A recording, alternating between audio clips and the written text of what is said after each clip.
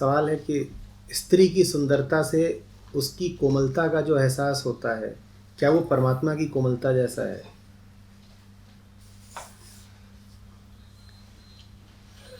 Romantic उपन्यास पढ़ रहे हैं। स्त्री की सुंदरता से उसकी कोमलता का एहसास होता है।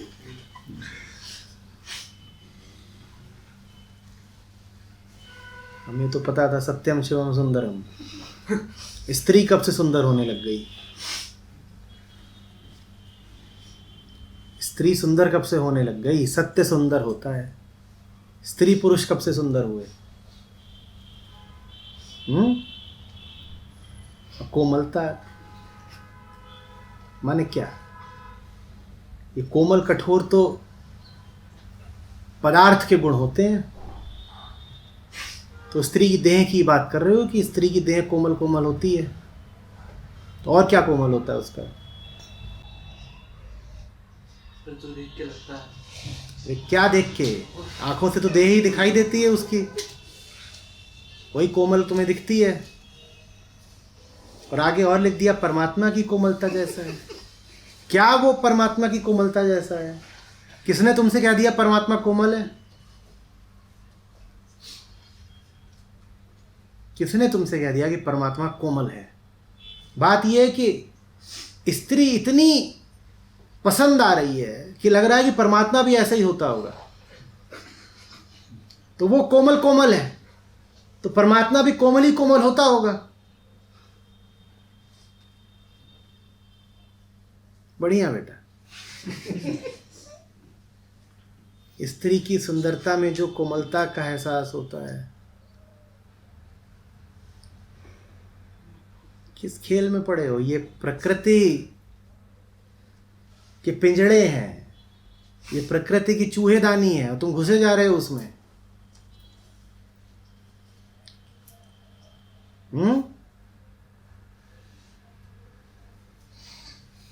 परमात्मा ना कोमल है ना कठोर। हाँ, हम जैसे हमारे लिए कठोर तो हो सकता है, कोमल तो कभी भी नहीं। कोमल तो किसी दृष्टि से नहीं है। कठोर फिर भी संभव है कि हो, बड़ी जोर की ठोकर देता है। खास तौर पे अगर ऐसी बातें कर रहे हो तो।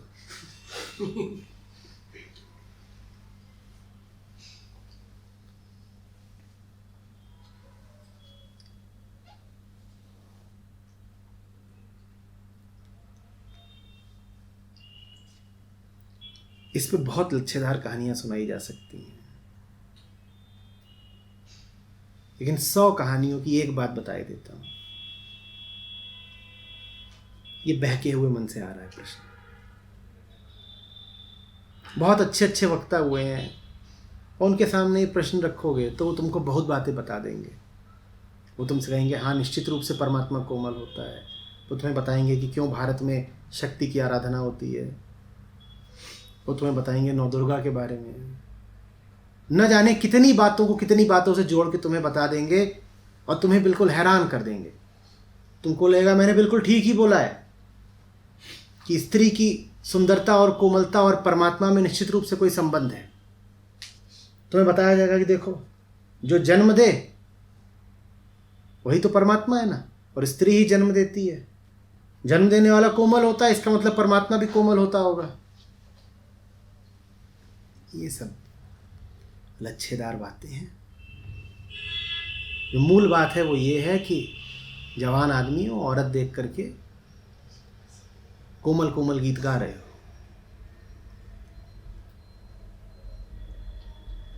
मत बहको। तुम जिसको सुंदरता बोलते हो वो वास्तव में रासायनिक प्रतिक्रिया है जो तुम्हारे भीतर होती है।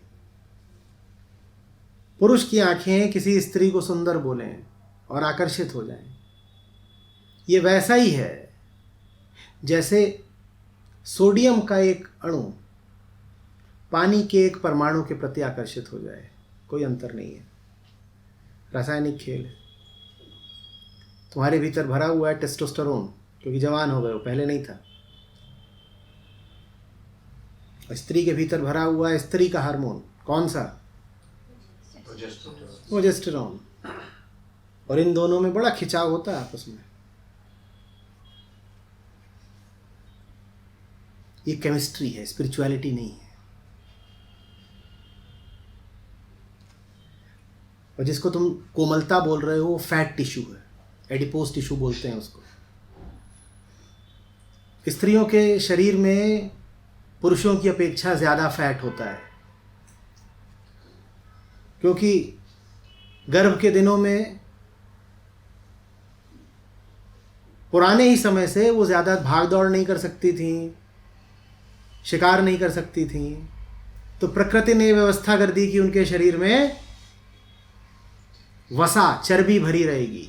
वो चर्बी कब काम आती थी? गर्भ के दिनों में। और वो चर्बी जिन जगहों पर ज़्यादा जमा हो जाती है उन्हीं जगहों से तुम ज़्यादा आकर्षित भी हो जाते हो, फिर बोलते हो कोमल कोमल।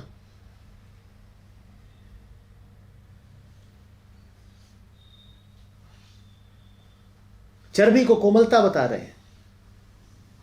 मैं वैसे ही अपनी कोमलता से परेशान हूं। यहां हम दिन रात लगे हुए हैं चर्बी कम करने में, ये कह रहे हैं वो चर्बी नहीं परमात्मा है। तो गजब अध्यात्म पढ़ाया तुमने।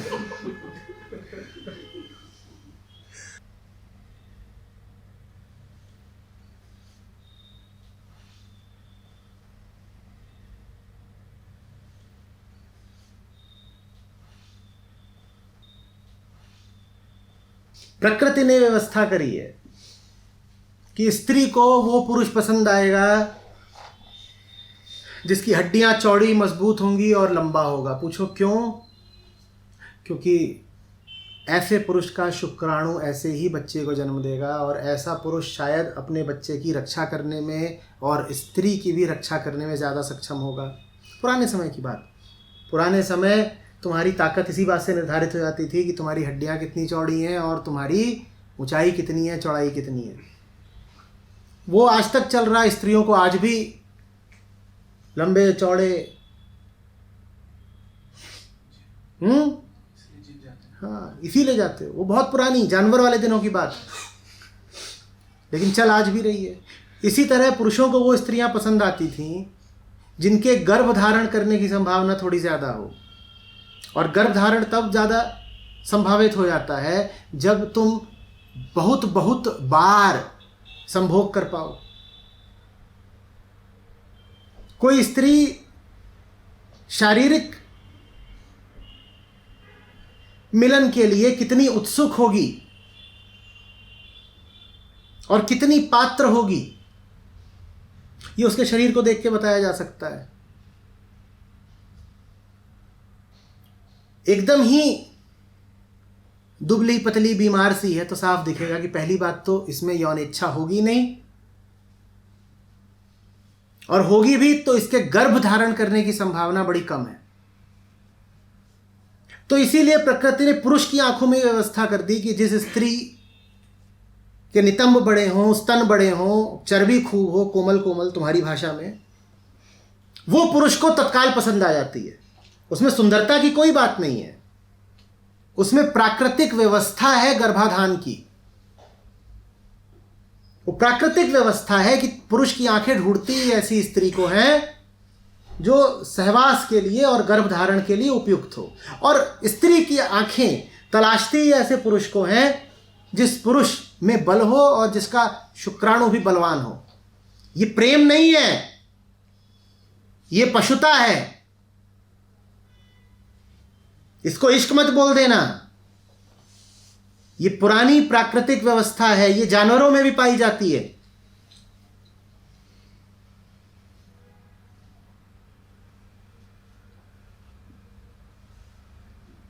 तो पुरुष स्त्री ढूंढता है कोमल कोमल, और स्त्री पुरुष ढूंढती है कठोर कठोर।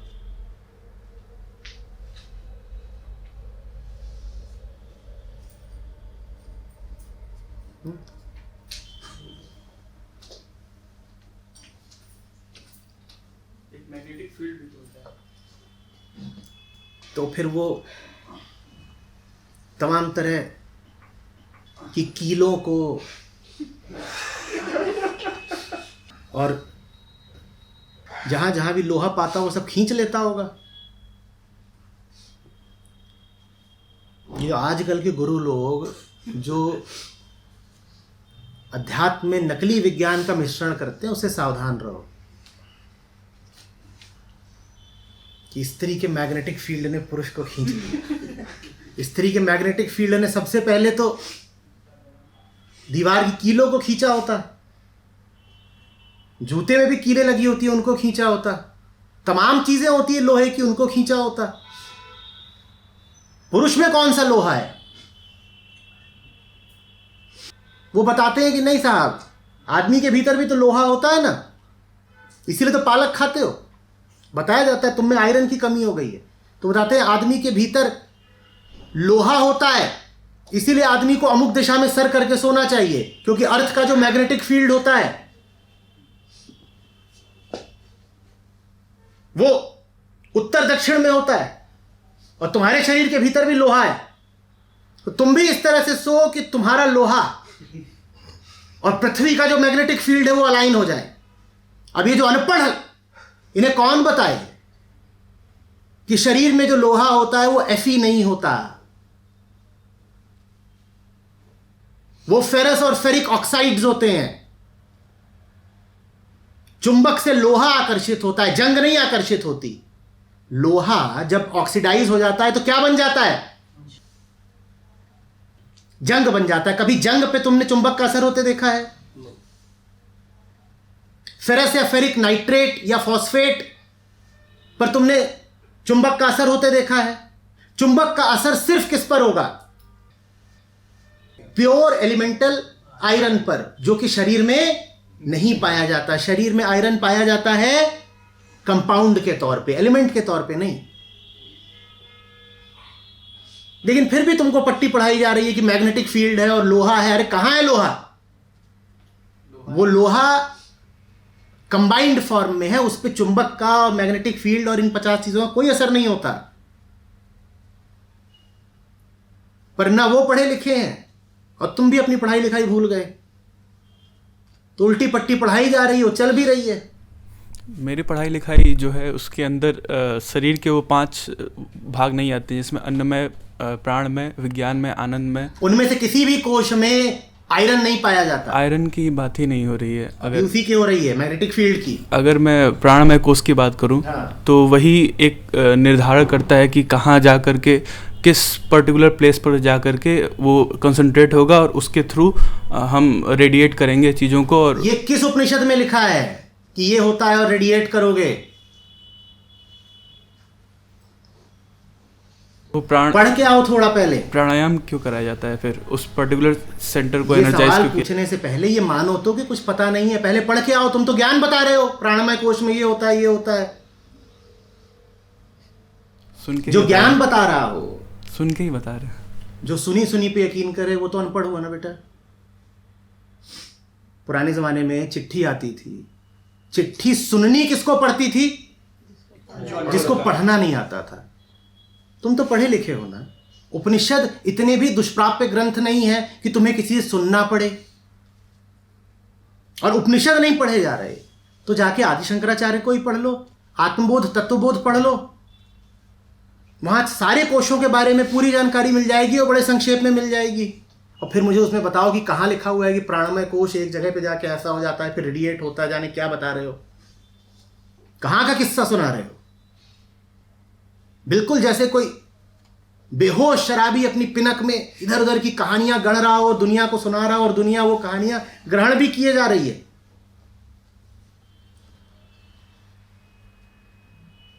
तो मैं भी कुछ रेडिएट करता हूँ इसका मतलब? पूछो ही नहीं।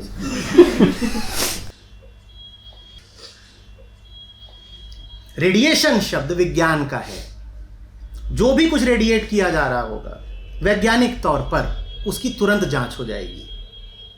और एक बात और समझना, रेडिएट सिर्फ वेव होती है, हीट का रेडिएशन होता है, वेव्स रेडिएट होती हैं। और कुछ रेडिएट होता भी नहीं है।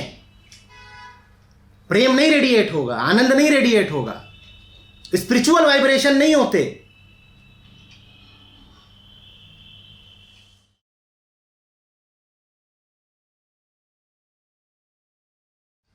बिल्कुल ज़रूरी नहीं है। समाज मन को आच्छादित किए रहता है, तो इसलिए ज़रूरी हो जाता है प्रकृति की तरफ जाना।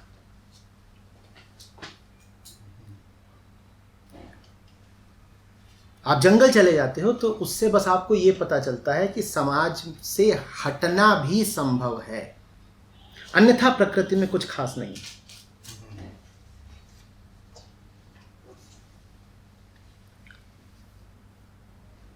वास्तव में आप अगर ग्रंथों से पूछेंगे तो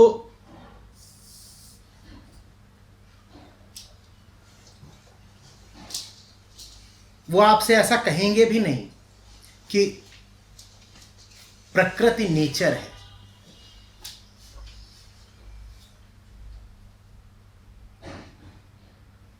ये पश्चिम की भाषा है जिसमें प्रकृति को नेचर बोल दिया गया है। अध्यात्म की भाषा में अगर आप नेचर कहना चाहते हैं तो आपको आत्मा को नेचर बोलना होगा, स्वभाव को नेचर बोलना होगा। प्रकृति को आप अधिक से अधिक फिजिकल नेचर कह सकते हैं, फिजिकल नेचर, नेचर नहीं। तो आप जब कहते हैं कि नेचर से जुड़ना क्यों जरूरी है, अगर नेचर से आपका आशय आत्मा है तो आत्मा से जुड़ना इसलिए जरूरी है क्योंकि उससे जुड़े बिना चैन नहीं मिलेगा। और अगर नेचर से आपका आशय प्रकृति है, जंगल पहाड़ इत्यादि है, तो उससे जुड़ना इसलिए जरूरी है क्योंकि उससे जुड़ते हो तो पता चलता है कि शहर से बाहर भी जिया जा सकता है। अन्यथा जंगल पहाड़ चांद तारे इनका कोई महत्व नहीं है, ये सब भी तो मन के आकाश पर छाई हुई चीजें हैं।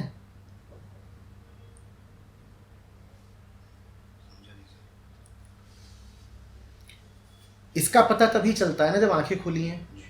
चांद जिसको आप प्रकृति बोलते हैं उसका भी तो पता तभी चलता है ना जब ये आंखें खुली हैं। तो दोनों में कोई मूलभूत अंतर नहीं है। इसका उत्पादन किसने किया? मस्तिष्क ने। आदमी के मस्तिष्क ने इसका उत्पादन किया ना। प्रकृति से जो निकले वो भी प्रकृति ही हुआ। आदमी का मस्तिष्क प्रकृति ही तो है, तो फिर ये भी तो प्रकृति ही है। अगर चांद प्रकृति है तो ये भी प्रकृति है। बस ये जरा पास की प्रकृति है, अभी की प्रकृति है। ये ऐसी प्रकृति है जो मानवकृति है, और चांद और सूरज जरा दूर की प्रकृति है। पर दुनिया में तो जो कुछ है सब प्रकृति ही प्रकृति है, चाहे शहर में चलती गाड़ी हो और चाहे जंगल का पेड़ हो। मगर वो प्रकृति के पास जाने पे अच्छा क्यों लगता है? मतलब एक क्योंकि तुम उबे हुए हो शहर से, सिर्फ वहां कोई परमात्मा नहीं मिल जाता तुमको पेड़ के नीचे बैठकर। मन का नियम है कि जब एक जगह से ऊब जाता है तो उसे विपरीत जगह ज्यादा अच्छी लगती है। शहर की दौड़भाग से उबे रहते हो तो 4 दिन को जंगल चले जाते हो तो अच्छा लगता है। जंगल में बस जाओगे तो जंगल से भी उब जाओगे।